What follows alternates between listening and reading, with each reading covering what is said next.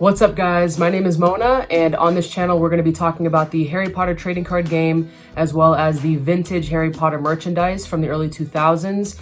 If you're interested in that and you like that kind of stuff, or a huge Harry Potter fan, or maybe you don't even know about the trading card game, then stick around because we're going to talk about it. I wanted to give a quick disclaimer and say that on this channel I will not be talking about card pricing.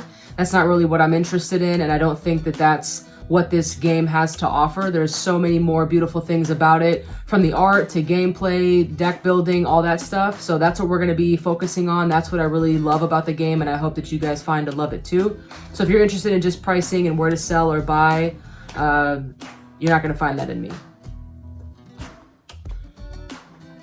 Alright guys, so let's dive in. So the base set booster box, which is the first box that was released by Wizards of the Coast in 2001, looks like this. So this is the box that many people are familiar with, and the booster packs look like this. So it's really cool. You get a lot of really good art in there. There's Harry with the sorting hat, and here's Hedwig, and of course the famous trio, but you've got Neville in there as well, on the boat on their way up to Hogwarts. So the cool thing about the art is, which is my absolute favorite thing about this game, which I think is most people's favorite thing, is that a lot of the art from the Harry Potter trading card game was used in some of the merchandise around the same time. So like 2000, 2001 up until 2003. So you'll maybe some of this art is familiar to you guys because there was like some puzzles released, some toys and things like that that look just like this type of art. Which I get so hype about. I mean, if I'm like at a thrift store or something and I see something with this type of art, I'm all over it. I don't care if it's open, I don't care if it's like a puzzle and there's like 2 pieces in there, I'm buying it. I absolutely love it. I get so hype, I don't know. I'm like a little kid or whatever.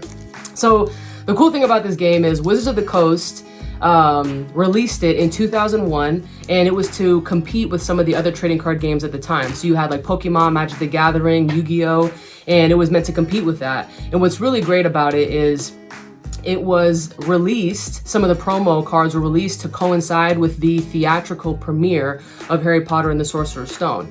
So when you went to the movie theater with your friends at a young age, some of you might remember this, I personally don't remember it, but I have some promo cards from back in the day. But when you got your popcorn tray and you had like your little gummy bears and your icy, you also had a little slot in there, and there was a promo card, a Harry Potter trading card in there.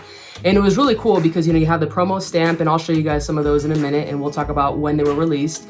But you had, you know, that was like the main introduction of the Harry Potter trading card game. So Wizards of the Coast released the Harry Potter trading card game base set in August of 2001. The movie, Harry Potter and the Sorcerer's Stone, was released in November of 2001. So that's where you had that tray like we were talking about and that card in there. And so you would leave, you would now be educated of the game. You'd be like, all right, let's go to the store and let's pick up some booster packs. And so you would then get these, you would open them up in this base set, in this whole box, once you collected all of them, because it's a great game, but you know, like most card collectors, you also collect to complete the collection, right?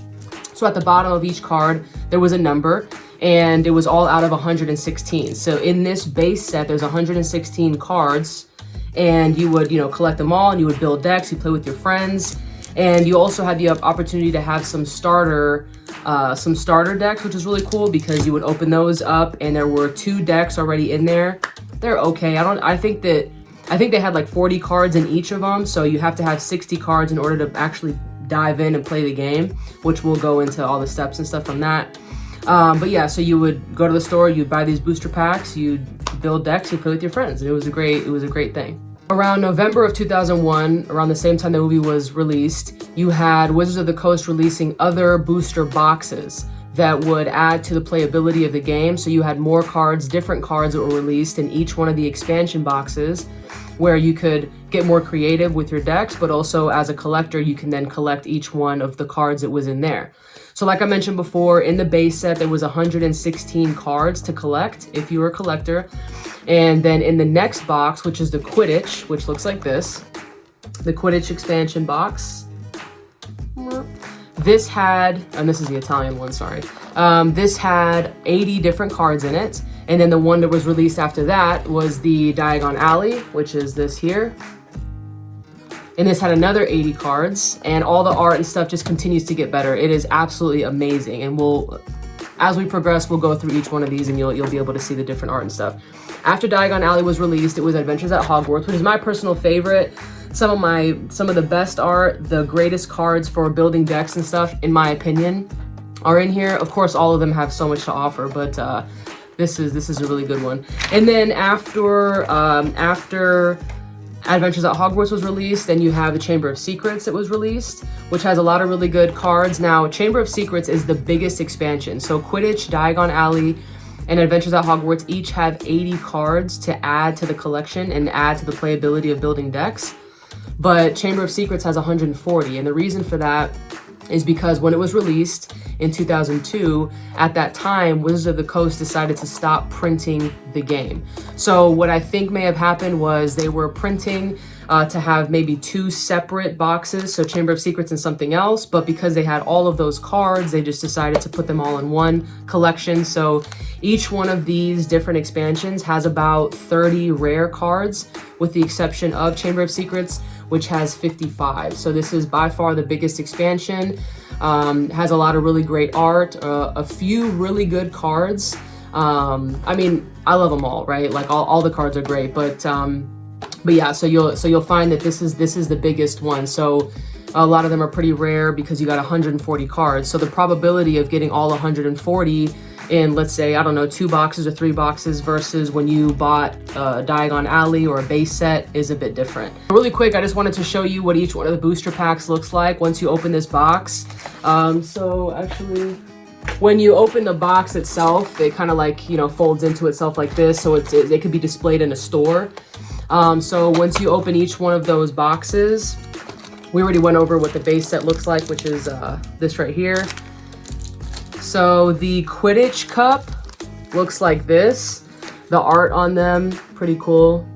You got the broom right there, the snitch,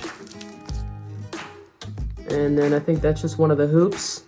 So yeah, you've got the art on those, which is pretty neat. This right here is Diagon Alley. So these are called art sets. So when you open one of the boxes, there are 3 different types of art on each one of the booster packs. So you would either find, you know, this art, or this art on all of them. Some people like myself who are like major collectors, I would argue I'm probably one of the biggest collectors, not the biggest, but one of the biggest collectors of the Harry Potter trading card game, as well as a lot of the vintage stuff. So we like the art sets. So this right here is what the first one looks like, stack of books. This right here is a cauldron, and then you've got another one, which is Hedwig right there. So the cool thing about the Diagon Alley was when it was released, it released location cards into the game. So again, you had more playability. Quidditch introduced matches, kind of like the promo that we talked about earlier, the rainy day match. And then Adventures at Hogwarts didn't release adventures because in the base set you had adventures, but it just released more of them. So each one of the expansions had a purpose in the game, which was also such an amazing, thought-provoking thing of Wizards of the Coast to just say, hey, how can we make this game better? So instead of just putting out a whole bunch of spells, you know, they thought, okay, well, you're going to Diagon Alley, so what are you going to do there? You're going to go to a shop, right? So you've got Borgin and Burke's or whatever the case is, you know, which actually I don't think is a card. Anyway, so anyway, that was really cool. And then you have, of course, Adventures at Hogwarts, so you've got a whole bunch of adventures. And in a different episode, I'm going to get into actually playing the game and what each one of these cards means, but there's so much information in the game, and I can only talk about it little by little to keep your guys' attention. So we'll keep it moving with these. This is what Chamber of Secrets looks like. So this is the Mandrake, one of the art set there. This is, of course, Dobby. And then the next one is Gilderoy Lockhart. I don't have it in English because I open it because I'm not afraid to open my packs because they have great cards in it and I love the game. So this is the Japanese one that I have. But yeah, I got like there's like a little sticker on there because I'm sure these were in like some kind of thrift shop somewhere, and so they just put like their price stamp on it. And then what did I miss? Adventures at Hogwarts. So here we go. We've got Fluffy, and we've got the Mirror of Erised, and then we've got good old Filch right there. So that's the art set for Adventures at Hogwarts, the art set for the other ones, a small introduction to the little bit of knowledge that I know from the early 2000s when Wizards of the Coast decided to put out this amazing game for all of us. If you guys have any comments, any questions, please leave them below and do your whole thing, like, subscribe, all that kind of stuff if you want.